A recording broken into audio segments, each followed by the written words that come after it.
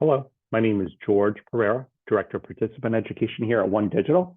And today we're going to talk about inflation. It's more than just charts and graphs. On the agenda, we're going to talk a little bit about who we are here at OneDigital. When we talk about inflations, we want to look at about two different things, today and tomorrow. So the current impact on inflation on our everyday lives, and what can we do now to help mitigate some of the current effects on our household spending and our retirement savings, which would be tomorrow. We'll go over the retirement plan details at Tavistock, and then at the very end, how to manage your account online. So who we are. To the left there, OneDigital Retirement, that's who I work for. We are the plan consultants. So we can help with any investment or retirement questions that you may have. To the right, Fidelity Retirement, they are what are known as the record keeper or the plan provider. So they are receiving your payroll contributions, providing you the website to help manage and access your account and give you those quarterly statements. So let's define inflation. What is inflation? I'm going to bring out my little laser pointer here. So I'll start with inflation is extremely high and unlikely that will remain high as it's unsustainable for long periods of time. Think about the supply and demand, the yin and the yang. When people have more money, it typically leads to more spending. This in turn leads to prices of goods that you and I purchase every single day to become higher. So when we look at inflation, it's why a carton of eggs costs more today than it did last month or more than it did 50 years ago. So in technical terms, it's the rise of the cost of goods and services that you and I all pay for that ultimately erodes our purchasing power. So you may hear it referenced in a few different ways. There's something called CPI or the Consumer Price Index. The government stimulus during the pandemic helped keep consumers' demand high. Why? Because they started injecting a lot of money into the economy. But the supply chain bottlenecks meant that supplies couldn't keep up because the factories that produce the goods and services that we all use worldwide were shut down. And in continued labor shortages, low unemployment, which we are in now, will drive wages higher typically, and if you get that perfect storm of rising inflation. So as prices for our everyday items continue to rise significantly, your income may cover less than what it used to.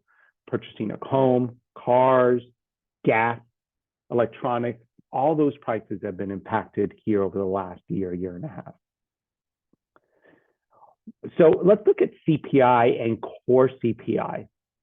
So what the past doesn't really predict what the future is going to look like, but history does tend to teach us a few things. So in regards to the financial markets and how inflation, it's an excellent reminder that we are truly in unique times. If we look at this chart to the left there, back way in the early 70s, we see inflation, which averages around 3-4% a year, right? Was right around that level in the early 70s. And then it climbed significantly, heading into the mid 70s at around 12%. Then inflation dropped dramatically for a few years, and then it popped again, even higher, closer to 15%, getting close to the late 70s and the early 80s until it started to trickle downward over time. So this is no way of predicting something like that is going to occur again, but it's an excellent reminder that on occasion, it will cost us more, sometimes a lot more, to maintain our current lifestyle. So between CPI, I want to just reflect on a few numbers here in this little chart. The difference between CPI and core CPI is important to understand the difference. So headline CPI, typically what you would hear in the news a lot versus core CPI. Headline CPI includes housing, food, energy, healthcare costs, transportation, education, excuse me, those type of things. Where core CPI strips out the more volatile part, which would be food and energy. But if we look at our 50-year average, it's average of close to about 4% on both sides. But if we looked at where we were in November of 2022, just a few months ago, the headline CPI number was at 7.1%. Again, the core CPI, taking out that volatile energy sector and the food sector, was about 6%. You can see in December, that number dropped just a little bit too. So you often hear inflation is described in a couple of ways, and I want to take that moment just to make sure that you understand the difference between headline CPI and core CPI. So if we reflect back and look at where the last few years and what it looked like, inflation measures show how fast prices for the goods and services such as food, rent, clothing, and gas are increasing. The consumer price index, that CPI number, in June of last year peaked at 9.1% versus June the previous year. That was the highest annual raise or rise of inflation since 1981. So it's pressure, changing and reordering all our financial priorities, right? Because you can see prices of home prices continue to increase much more than wage increases and some of those other things. But the return of inflation was one of the biggest stories of 2022. American consumers are dealing with significant price increases that they haven't seen, like we mentioned earlier, since the 70s or 80s. So it's only natural for people to be nervous, knowing that it peaked in 2022 at 9%. So a key measure of inflation has slowed since, and hopefully this downward trend will continue to remain in place as we started off here in 2023. Even a few economists think that we've reached peak inflation, partly thanks to the Federal Reserve raising interest rates. The Fed raised interest rates 7 times in 2022, and they've raised it once so far this year in 2023. Forecasters think that they're going to raise inflation a few more times, interest rates a few more times the remainder part of 2023. And we're hoping for inflation to fade to that more typical number that we've been used to over the many years, to the average about 3%. But let's just look at history again, because again, it's a great reminder that this current situation is somewhat reminiscent of the late 60s, going into the early 80s. If you look at some of these numbers, look at what inflation was back in the early 80s, 13%, 10%, then it dropped to 6.1%.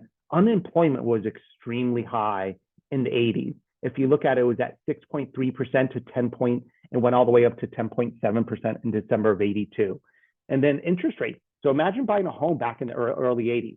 Look at the interest rates that you would have paid back then, 13.7%, 16%, 13%. That's a lot. If we look at where we are in 2022, 2023, again, it peaked in June of 2022 at 9.1%. But look at where unemployment stands. A very different story than it was in 82, where inflation is the unemployment rate is less than 4%. Interest rates, yes, they are a little bit higher than they were over the last few years, but it's still significantly lower than it was back in the early 80s. So that's just a quick comparison. It's a little bit different of where we were back in the early 80s. So our current situation partly ties back to our government action during the pandemic. So we've got to sort of connect the dots there. In 2020, the U.S. government provided substantial stimulus dollars to individuals to the tune of about $3 trillion. Then on top of that, they added another $2 trillion, sent out more checks to more Americans. So fast forward, the Fed has raised rates throughout the years to help control all these dollars that are running through our economy. And again, looking at some of the inflation numbers as we're wrapping up this section, where we're talking about inflation, look how it peaked at 9.1%, but we are definitely trending downward. The latest numbers of December 2022 has us right at 6.5%. So we're definitely headed in the right direction. Again, as highlighted in this graph and in other graphs, forecasters are cautiously optimistic that inflation may have peaked and it might be easing as we move forward. So when we're talking about our dollars and with inflation, it hasn't gone away. It's going to subside here, hopefully, as I'm crossing my fingers into the remainder of this year. But a great way to keep tabs on and trying to identify areas where we can do a little bit better with our dollars is really by budgeting. And one easy way to budget is called the 50-30-20 rule. So what is it really? It's really you're allocating a certain part of your take-home pay to 3 big categories. So let's focus on the expense categories. We call it almost like the needs. I need to keep a roof over my head, food on the table, gas up the car, pay for insurance and electricity, those type of things. So 50% of your expenses should not go, more than that, should not go into that needs category. 30% of your expenses are more that, the nice to have, things that you probably want, but don't really actually need. So going on vacation, dining out, digital streaming services like Netflix and Hulu, those type of things. Yeah, they're nice to have those items, but this is an area where we can definitely maybe look at an opportunity to dial back some of our expenses. Then 20% of your assets maybe should go to some sort of savings goal, paying off debt, emergency savings for that unexpected expense, retirement savings, paying for college education, those type of things.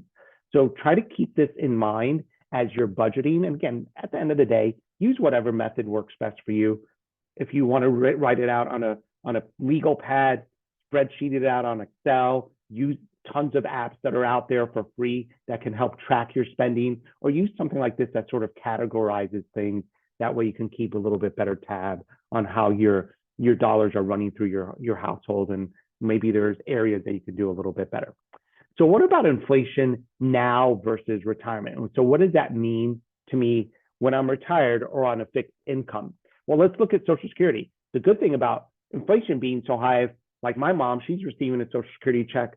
Well, because of inflation being so high, they actually gave her an 8.7% increase on her social benefit from Social Security.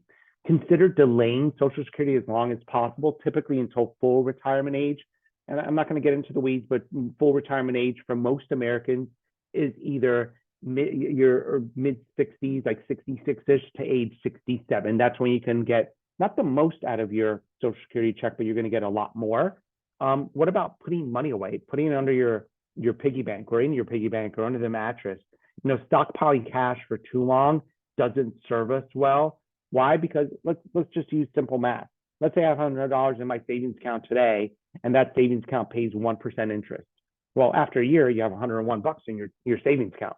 But if inflation is only 2% a year, you'll need $102 just to have the same purchasing power that you had back in the beginning of the year. So maybe be a little bit creative, look at CD rates, check with your local bank or credit union, because this might be another alternative for funds that you don't need right away that might be able to pay you a little bit more interest than what you might be currently getting on your on your savings accounts. And finally, just continue to invest. Even if you're in that fixed income, markets have historically been very resilient. Despite facing decades of wars, virus outbreaks, natural disasters, recessions, financial crises, these things always tend to happen, and they're not going to go away. But cashing out really historically has meant missing out. So investors who panic and sell often miss the upside when the markets do rebound. So time is truly on your side. Remember, this is not a sprint that you're on when we're talking about investing, even if you're really close to retirement. It's wiser to remember that it's time in the market, not trying to time the market over a good period of time is what will set you apart and help grow your balances on your retirement accounts. So what about investing for and in retirement? So providing a consistent income. Retirement is in an inconsistent market like we had, especially in 2022. Markets were really, really choppy, bouncing around.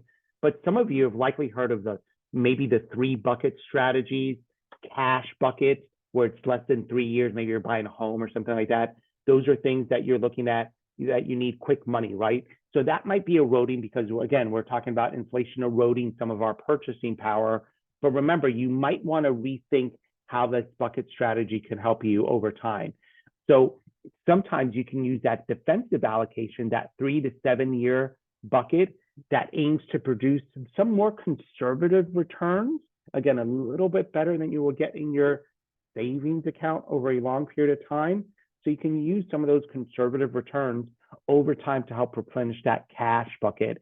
And then finally, that equity bucket, that's for really long term, right? This is the stock or equity bucket where it can bounce around a lot, but you can make a lot of money one day, 1 year, over a few years, but then it could turn on you and you can lose a little bit. But just use this bucket strategy that if you feel that you're losing a little bit in your cash bucket because you're dipping into that account just a little bit more, then try to use some of those funds in your defensive allocation bucket to help replenish that cash bucket over time. I'm going to shift gears now, talk about the plan details at the Tavistock Group. So how does the plan work, the retirement plan? So to be eligible to join, 21 years of age or older, 1 month of service, you can save into pre-tax or Roth. Pre-tax means that if you're giving a contribution of $1 into your retirement account, you're not paying taxes on that dollar today. When you take that money out, what does Uncle Sam want? Taxes, right? So pre-tax, no taxes on that dollar as it's going in. You're just going to be responsible to pay those taxes on the way out. Whereas Roth, you're telling Uncle Sam, hey, here's $1, tax me on that dollar as it's going into my retirement account. And when I take out that dollar in retirement, even the growth, as long as it's a qualified distribution, and I'll define what that means, age 59 and a half or older, and that money sat there for 5 years, you don't pay taxes on that money because you already did a long time ago. The plan is set up for automatic enrollment, so everybody gets automatically enrolled at 3% of their pre-tax pay. If you leave this alone, you get bumped up 1% a year annually until you touch 7%. So remember, you come in at 3% once you meet your eligibility, and then if you leave that number alone, you get bumped up 1% a year till you touch 7. You can always change your number up or down whenever you want. For 2023, the IRS limits are pretty large here. So you can do up to $22,500. If you're age 50 or older, you can do a catch-up contribution of an additional $7,500. So if you're 50 years this year, you could do a total of $30,000 into your retirement account. The match, here's the fun part. So Tavistock actually contributes on your behalf if you're making a contribution. I'll read it out. It's 0.35% on the first 5% that you contribute. So the math really works like this. For every dollar that I'm putting into the account, I'm getting 35 cents back on that dollar up to the first 5% that I put in. So this is where I'm going to nudge everybody. Please try to do 5%. If you can't afford it, do something a little bit less, but then over time, try to increase to get to that 5%. That way you're not leaving any money on the table. Vesting means ownership of your money. So it's 6 years graded. This is from date of hire, not when you join the plan. So when you were hired, that date, that's when the clock ticks on this 6 years. And then you will own all the company dollars at year 6. And then finally, loans are allowed. So if you find yourself in a scenario, you're back against the wall, you need access to some funds, you can always borrow, but there are some criteria that you have to meet. Like one of them is the minimum loan amount is $1,000, but you can borrow from yourself. No taxes or penalties. There might be some small fees to borrow from yourself if you need to. What about online access? How do I manage my account online? Really easy, 401k.com. That will lead you to the Fidelity site. This is where you can see your account balances, check out your contribution, consider pre-tax or maybe Roth if it makes sense for you. You can see what's going on with your investments. This is a big piece. A lot of times folks think that their beneficiaries are on there and sometimes they're not. So I'm going to encourage you to go in there and just take a quick check and make sure that your beneficiaries are all in there and everything is accurate. A lot of great tools and calculators on the 401k side at Fidelity. Hey, if we were thinking about earlier, I mentioned pre-tax or Roth, not sure which one to choose. They actually have a pre-tax and Roth calculator that you may want to look into to see if that makes that decision process a little bit easier. Obviously, 24/7 access with their mobile app. And if you're stuck that you can't get in, you would just reach out to Fidelity at this number right down here. There's Fidelity's phone number. They can help you get unlocked or can answer some questions or can actually make changes for you. There's our contact information. That first QR code there to the top right, that is me. So George Pereira, there's our email address, readysetretire@onedigital.com, our phone number. Please reach out to us if you have any questions or concerns, anything retirement related. You can always reach out to us. We can schedule a one-on-one now or later or whenever you need to. But again, thank you for spending a few moments with us today. Hopefully you found this information helpful. And again, if you need anything, please let us know. Have a great rest of your day.